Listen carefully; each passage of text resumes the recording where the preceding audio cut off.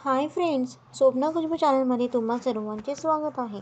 Friends, आजच्या व्हिडिओमध्ये आज आपण गरुड पुराणानुसार लहान मुलाच्या शवाला का जाळले जात नाही याविषयी संपूर्ण माहिती जाणून घेणार आहोत. त्याआधी तुम्ही जर चॅनलवर नवीन असाल तर चॅनलला सबस्क्राईब करा. तर फ्रेंड्स, आता आपण व्हिडिओला सुरुवात करत आहोत. एकदा द्वारकेची संध्याकाळ आज काहीशी वेगळी होती. रोज वाऱ्यात असणारी शीतलता आज एका विचित्र शांततेने बदलली होती. समुद्राच्या लाटा ज्या नेहमी आपल्या गर्जनेने किनाऱ्यांना जागे ठेवते, आज जणू मौन धारण करून एखाद्या अनिष्टाची वाट पाहत होत्या. श्रीकृष्ण आपल्या महालाच्या उपवनात एकटे बसले होते. त्यांच्या बोटाखाली त्यांची प्रिय बासरी होती, जिचा नाद तीनही लोकांना मंत्रमुग्ध करतो. पण आज त्यांचे ओठ स्थिर होते. ते काही वाजवत नव्हते, फक्त शून्याकडे पाहत होते. जणू येणाऱ्या वादळांचा संकेत देणारी शांतता ते ऐकत होते. तेवढ्यात आकाशमार्गातून एक ध्वनी घुमला, पण तो द्वारकेला परिचित असा नव्हता. वीणेची तुटक बेसूर तान ऐकू आले, ज्यात संगीतापेक्षा वेदना अधिक होत्या. नारद मुनी प्रगट झाले, ज्याच्या आगमनाने नारायण नारायण हा जो उल्हास भरून येतो. ते आज पूर्णपणे शांत होते. त्यांच्या चेहऱ्यावर जिज्ञासा नव्हती, नवी बातमी सांगण्याचा उत्साह नव्हता, तर खोल वेदना आणि नथ सुटलेली गुंतागुंत दिसत होती. डोळ्यातील चमक हरवली होती. तिच्या जागी असा प्रश्न होता ज्याने त्यांची शांतता हिरावून घेतली होती. श्रीकृष्णांनी वळून न पाहताच त्यांच्या मनात डोकावत म्हणाले, देवर्षी, आज तुमच्या वीणेचे तार बेसूर का आहेत हे कधीच घडत नाहीत आणि तुमच्या मनातील हा कोलाहल तो बाहेर उठलेल्या समुद्री वादळापेक्षाही अधिक तीव्र आहे. आज तुम्ही समाधान घेऊन नव्हे, शंका घेऊन आला आहात. नारद मुनी श्रीकृष्णाच्या चरणापाशी बसले. त्यांचे शरीर शिथिल झाले. त्यांनी खोल श्वास घेतला आणि जड स्वरात म्हणाले, केशवा, तुम्ही अंतर्यामी आहात, तरीही आज मला सांगावेच लागेल. आज मी मृत्यूलोकातून त्या पृथ्वीवरून एक असा प्रसंग पाहून आलो आहे, ज्याने माझे सारे ज्ञान, सारे तर्क आव्हानांसमोर उभे केले आहेत. प्रभू, मी तिथे मृत्यूची दोन रूपे पाहिली. एका बाजूला मी एका पुत्राला पाहिले. त्याच्या वृद्ध पित्याचा मृत्यू झाला होता. देह जर्जर झाला होता. त्याने पूर्ण विधी विधानाने चिता रचली. अग्नीने त्या देहाला भस्म केले, पंचतत्वात विलीन केले आणि तिथे उभे असलेल्या सर्वांनी हात जोडून यांना मुक्ती मिळाली. ते दृश्य समाधान देणारा होते. केशवा, नारदाचा स्वर अचानक थरथरला. आवाजात काळजाला चटका देणारी ओल आली. पण त्याच वेळी त्याच स्मशानाच्या दुसऱ्या ओसाड कोपऱ्यात मी एका दुर्दैवी मातेला पाहिले. तिच्या कुशीत तिचा 3 वर्षाचा मृत बालक होता. फुलासारखा कोमल देह. प्रभू, ती माता आपल्या बाळाला अग्नी देऊ शकली नाही. लोक म्हणाले, मुलांना जाळत का नाहीत? आणि त्या मातेच्या आक्रोशात त्या बाळाला थंड अंधाऱ्या मातीत गाडण्यात आले. नारद आवेशात विचारू लागले, का केशवा, हा भेद का? त्या लहान बाळाला मुक्ती नको का? अग्नी त्याच्यावर दया करत नाही का? आपण म्हणतो की अग्नी पावन आहे, तो सर्व काही शुद्ध करून आत्म्याला मुक्त करतो. मग त्या निष्पापाला त्या शुद्धीपासून वंचित का ठेवले गेले? त्याला किडे मकोड्यांच्या मध्ये मातीत का दाबले गेले? जर अग्नीच मोक्षाचे द्वार असेल, तर त्या बाळासाठी हे द्वार बंद का होते? हे अन्याय नाही तर काय आहे? श्रीकृष्ण हळूच हसले, पण ती हसू विनोदाचे नव्हते. त्यांच्या डोळ्यात करुणेचा अथांग सागर होता. अत्यंत संयमाने ते म्हणाले, देवर्षी, जे तुम्हाला मानवी दृष्टिकोनातून अन्याय वाटते ते प्रत्यक्षात सृष्टीचे सर्वात गूढ विज्ञान आहे, जे केवळ योगीलाच उमगते. अग्नीचे धर्म आहे जाळणे, तो अशुद्धी भस्म करणे, संस्काराचे आणि कर्मबंधनाचे छेद करतो. पण देवर्षी, कधी कधी अग्नीही विवश होतो. त्याचाही ताप थंड होतो, जेव्हा त्याच्यासमोर जीवन आपल्या सर्वात शुद्ध निर्दोष रूपात उभे राहते. नारदांनी आश्चर्यचकित होऊन अश्रूंनी भरलेल्या डोळ्यांनी विचारले, विवश का? तीनही लोकांना भस्म करण्याची क्षमता असलेले अग्निदेव विवश हे कसे शक्य आहे प्रभू? निरागसता अग्नीपेक्षाही मोठी आहे का? श्रीकृष्ण त्यांच्या डोळ्यात थेट पाहत म्हणाले, हो देवर्षी, निरागसतेचे तेज अग्नीच्या तापापेक्षा कितीतरी अधिक असते. हे परमसत्य समजावण्यासाठी मला तुम्हाला त्या प्राचीन काळात घेऊन जावे लागेल, जेव्हा स्वतः अग्निदेवांना प्रगट होऊन ऋषीसमोर आपली विवशता स्वीकारावी लागत होती. मन शांत करा आणि ध्यानपूर्वक ऐका. ही कथा महान ऋषी उग्रतपा आणि त्यांच्या त्या पुत्राच्या चितेची आहे, जी कधीच जळली नाही. श्रीकृष्णांनी अतीताची पाने उलटवत कथा सुरू केली. ही गोष्ट सत्ययुग आणि त्रेतायुग यांच्या संधिकालातील आहे, जेव्हा पृथ्वीवर मंत्रशक्ती आजपेक्षा कितीतरी अधिक प्रबळ होती. भयानक आणि रहस्यमय दंडकारण्य वनाच्या मध्यभागी, जिथे विशाल वृक्षाच्या छायेत दिवसा देखील रात्रीसारखा अंधार असायचा आणि जिथे सूर्यकिरणांनाही जमिनीला स्पर्श करण्याची भीती वाटायची, तेथे ऋषी उग्रतपांचा आश्रम होता. उग्रतपा नाव जसे व्यक्तिमत्व, त्यांच्या क्रोधाग्नीची तीव्रता इतकी प्रचंड होती की वनातील हिंसक पशु, सिंह आणि व्याघ्रही त्यांच्या आश्रमापासून कोसो दूर राहत. त्यांनी वर्षानुवर्षे केवळ वायुपान करून एका पायावर उभे राहून अंगठ्याच्या बळ असे घोर तप केले होते की इंद्राचे सिंहासनही डळमळू लागले होते. त्यांच्याकडे सिद्धी होत्या, प्रकृतीला वश करणाऱ्या मंत्रांची ताकद होती आणि काळालाही आव्हान देण्याचा एक गर्विष्ठ विश्वास होता. जीवनाच्या संध्याकाळी जेव्हा त्यांचे शरीर वृद्धत्वाकडे झुकू लागले, तेव्हा विधात्याने त्यांची सर्वात मोठी परीक्षा घेतली. त्यांना पुत्ररत्न प्राप्त झाले, ज्याचे नाव ठेवले गेले चैतन्य. चैतन्य साधा बालक नव्हता देवर्षी. त्याच्या डोळ्यात असे अलौकिक तेज होते की जो कोणी त्याला पाहायचा तो आपले सारे दुःख आणि थकवा विसरून जायचा. ऋषी उग्रतपा, जे कधी देवतांपुढेही नतमस्तक झाले नव्हते, आता आपल्या पुत्राच्या बोबड्या बोली आणि निष्कलंक हास्यापुढे विवश झाले होते. वज्रासारखे कठोर असलेले त्यांचे हृदय आता मेणासारखे वितळले होते. त्यांना गर्व होता की त्यांचा पुत्र अजरामर आहे, कारण तो एका महातपस्व्याची संतती आहे, ज्यावर मृत्यूची सावलीही पडू शकत नाही. पण नियती कोणाच्याही अहंकाराला क्षमा करत नाही. चैतन्य केवळ 3 वर्षाचा झाला असतानाच एका अमावास्येच्या रात्री आश्रमाचे वातावरण अचानक बदलले. वारे किंचाळू लागले, कोरडी पाने वावटळली बनून नाचू लागली, आश्रमातील गायी भयाने हंबरडू लागल्या. संध्याकाळपर्यंत अंगणात खेळणारा चैतन्य अचानक बेशुद्ध होऊन कोसळला. त्याचे शरीर बर्फाच्या शिळेसारखे थंड पडू लागले, पण त्याचे कपाळ अग्नीप्रमाणे तापत गेले. अग्नी उग्रतपा घाबरून गेले. त्यांनी आपल्या सर्व सिद्धी साठवलेले सारे ज्ञान पणाला लावले. त्यांनी महामृत्युंजय मंत्राचा असा जप केला की त्यांचा नाद संपूर्ण दंडकारण्य वनात घुमून उठला. त्यांनी पाताळ आणि आकाशातून दुर्मिळ औषधी मागवून त्या दळून बालकाच्या कंठात घातल्या, पण त्या रात्री मंत्र शक्तिहीन ठरले. औषधी मातीसारख्या निष्पन्न झाल्या. असे वाटत होते की स्वयं यमराज अदृश्य रूपात आश्रमाच्या द्वारी उभे राहून ऋषींच्या प्रत्येक प्रयत्नांची मौन उपहासाने थट्टा करत आहेत. ब्रह्ममुहूर्ताच्या अगदी साध्या आधी, जेव्हा पहाटेचा तारा उगवणारच होता, चैतन्याचे श्वास थांबले. एक खोल हुंदका आणि मग सर्व शांत.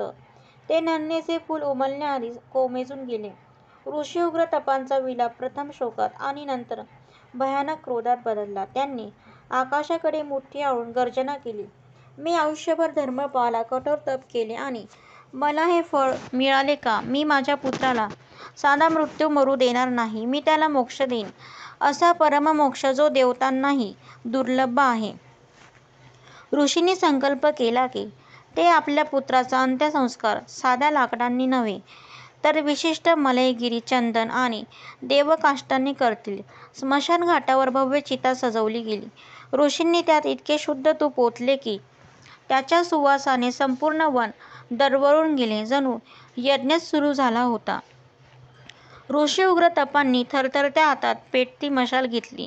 त्यांच्या डोळ्यात लालसर झळाळी होती. अश्रू आणि क्रोध यांच्या मिश्रणाने ते धगधगत होते.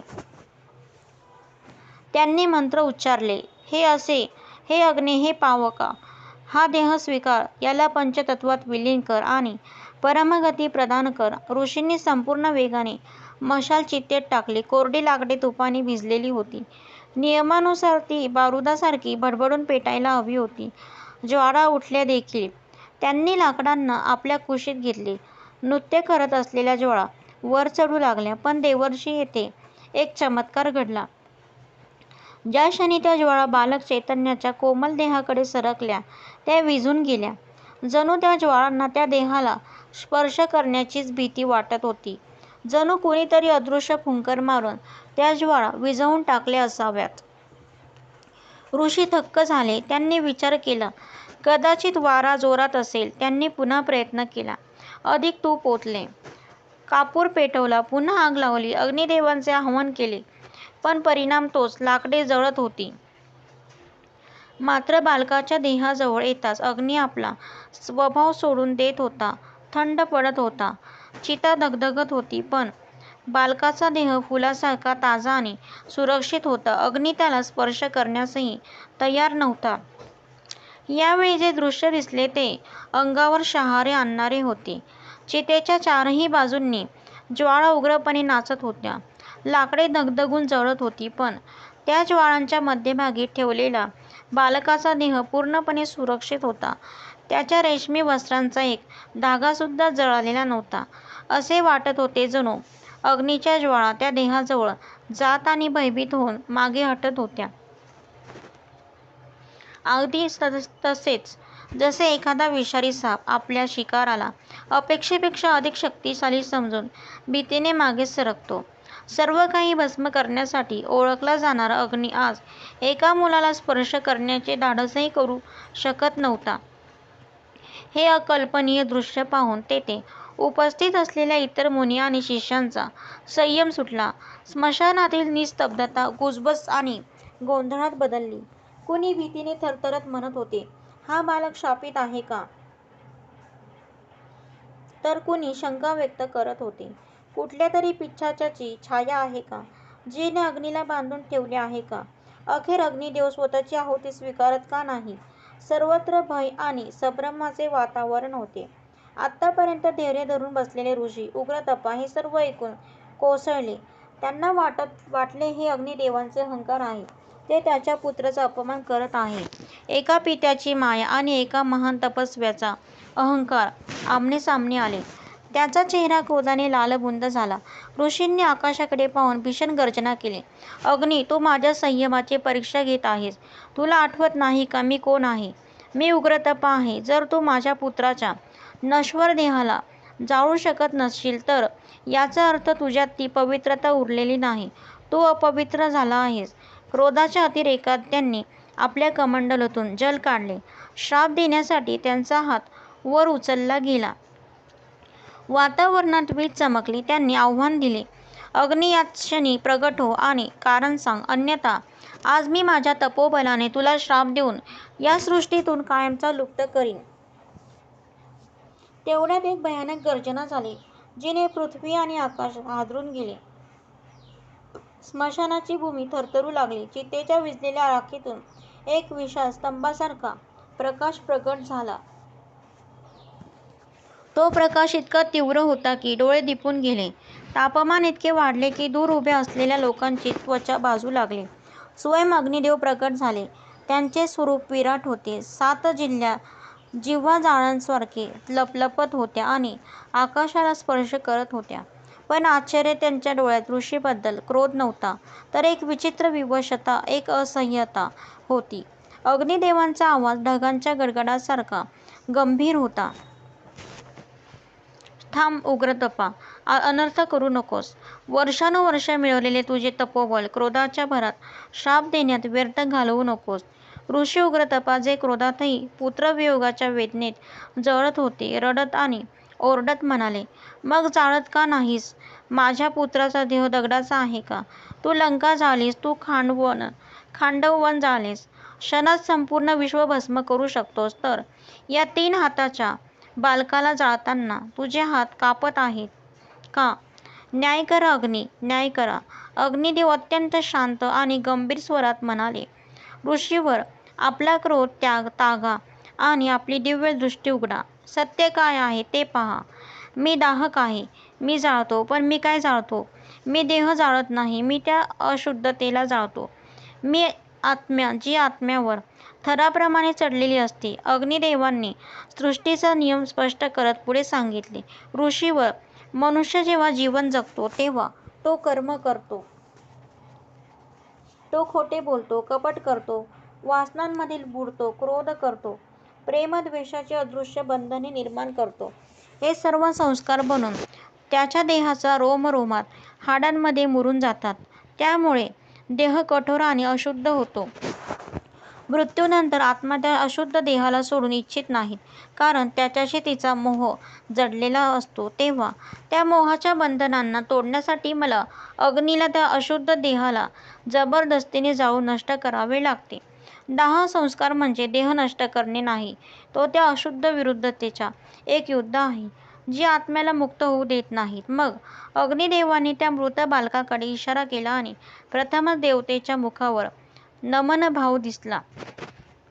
ते म्हणाले, परंतु याला पहा ऋषीवर, आपल्या दिव्य दृष्टीने याचे मस्तक वाचा. या नन्या जीवाने जीवन पाहिलेच कुठे आहे? याच्या मनात मीचा अहंकार नाही, तूचा द्वेष नाही. याने कधी खोटे बोलले नाही, कधी कुणाचे वाईट चिंतले नाही. याच्या आत्म्यावर कर्माची, पाप पुण्याची एकही परत नाहीत. ऋषीवर, हा देह नाही, ही गोठलेली दवबिंदू आहे. हा साक्षात ईश्वराचा विशुद्ध रूप आहे. अग्निदेवाचा स्वर आता विनम्र आणि प्रार्थनापूर्ण झाला. मी अशुद्धता जाळू शकतो, पवित्रता नाही. जे आधीच कुंदन आहे ते आगीत टाकून मी काय शुद्ध करणार? जर मी याला जाळण्याचा प्रयत्न केला तर ते ब्रह्महत्येसमान महापाप ठरेल. ऋषीवर, समजा हा कच्चा घडा आहे. कुंभार पक्का घडा फोडू शकतो, पण कच्चा घडा ना आगीत भाजला जातो ना फोडला जातो. कच्चा घडा तुटला तर तो फेकून दिला जात नाही, त्याला पुन्हा ओलसर मातीत मिसळले जाते, जेणेकरून कुंभार त्याला नव्या रूपात घडवू शकेल. अग्निदेवांनी अंतिम निर्णय सांगितला. याला मला देऊ नका अग्नी, याचे घर नाही. याला तिच्या कुशीत द्या, जी याची खरी आई आहे, धरणी माता. याला बीजाप्रमाणे पेरा. तुम्ही बीज जाळले तर ते राख होईल, पण ते धरणीत पेरले तर ते विश्रांती घेईल, आपल्या मुळांना पुन्हा प्राप्त करेल आणि एक दिवस नव्या जीवनरूपात उमलून येईल. अग्निदेवाचे हे वचन ऐकताच ऋषी उग्र तपाचे शरीर थरथरले. त्यांच्या हातातून तो कमंडलू, ज्याने ते श्राप देणार होते, सुटून पडला. त्यांचा सारा क्रोध अश्रूंच्या पुरात वाहून गेला. त्यांना आपल्या चुकांची जाणीव झाली. ते अहंकारात मोक्षाची हट्ट धरत होते, पण त्यांचा पुत्र तर पुनर्जन्माच्या यात्रेवर होता. तो अजून जीवनाच्या वर्गातून उत्तीर्ण झाला नव्हता. त्याला मुक्ती नव्हे तर नवी संधी हवी होती.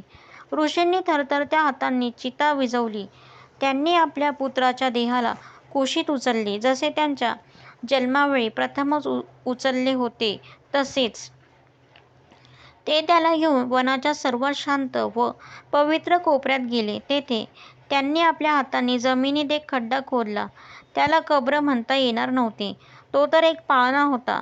ऋषींनी बालकाला शांत झोपवले. त्याच्या कपाळाला शेवटचे चुंबन दिले. माती टाकताना त्यांना असे वाटले की ते पुत्राला दफन करत नाहीत, तर एका अमोल बीजाला सुरक्षित ठेवत आहेत. त्यांनी प्रकृतीची धरोहर प्रकृतीलाच परत दिली.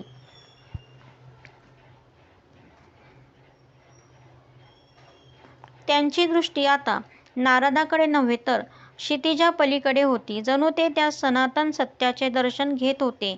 त्यांचा स्वर आता केवळ मित्राचा नव्हता, तो त्या जगद्गुरूचा होता, जो आत्म्याचे रहस्य उलगडतो. ते म्हणाले, नारद, म्हणूनच आपल्या सनातन धर्माच्या विधानात दोनच प्राणी अग्नीत तपवले जात नाहीत, एक परमसन्यासी आणि दुसरा अबोध शिशु. या दोहोंमागचे विज्ञान अत्यंत खोल आहे. श्रीकृष्ण पुढे स्पष्ट करत म्हणाले, संन्यासी जो जिवंत असतानाच आपल्या देहाला तपवून घेतो. देवर्षी, जेव्हा कोणी संन्यास घेतो तेव्हा तो बीजाहोम करतो. तो आपले यज्ञोपवीत, आपला कुल, आपले नाव आणि आपला अहंकार या सर्वांना आपल्या तपस्येच्या अग्नीत आहुती देतो. त्याचा देह आता केवळ हाड मांसाचा ढाचा राहत नाही, तो एक मंदिर बनतो, ज्यात ईश्वर वास करतो. आणि नारद, मंदिरांना जाळले जात नाही, त्यांना भूसमाधी दिली जाते, जेणेकरून त्यांचे पवित्र देह धरतीत मिसळून तिलाही तीर्थ बनवतील. कृष्ण थोडे थांबले. त्यांच्या डोळ्यात वात्सल्य दाटून आले. आणि दुसरीकडे तो शिशु आहे, जो आत्ताच धर्तीवर आला होता, जो जणू एखाद्या अतिथीसारखा होता, जो आपले सामान म्हणजेच आपली कर्मे घेऊन यायलाच विसरला होता.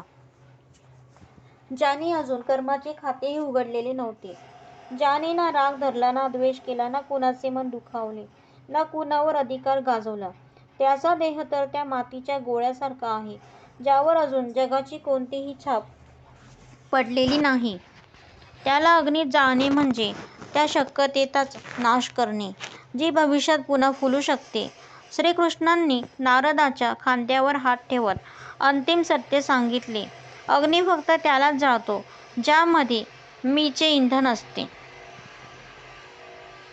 पण संन्याशाचे मी आधीच मृत झालेले असते आणि बालकाचे मी अजून जन्मलेलेही नसते.